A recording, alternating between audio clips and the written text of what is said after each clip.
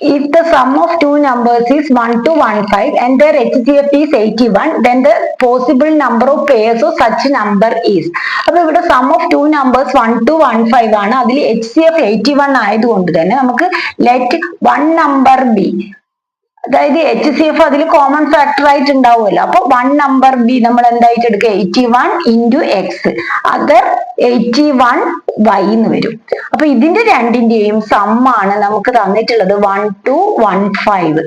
അപ്പൊ 81 എല്ലാത്തിലും കോമൺ ആയിട്ടുള്ളത് കൊണ്ട് നമുക്ക് 81 കൊണ്ട് ഡിവൈഡ് ചെയ്യുമ്പോൾ x plus y equal to 15 കിട്ടും. അപ്പൊ രണ്ട് നമ്പേഴ്സ് ആഡ് ചെയ്താൽ 15 കിട്ടേണ്ട നമ്പേഴ്സ് ഏതൊക്കെയാന്ന് വെച്ചാൽ 1ഉം 14ഉം 1ഉം 14ഉം ആഡ് ചെയ്ത് കഴിഞ്ഞാൽ 15, 2ഉം 13ഉം ആഡ് ചെയ്താൽ 15, 3ഉം 12ഉം ആഡ് ചെയ്ത് കഴിഞ്ഞാൽ 15, 4ഉം 11ഉം ആഡ് ചെയ്ത് കഴിഞ്ഞാൽ 15, 5ഉം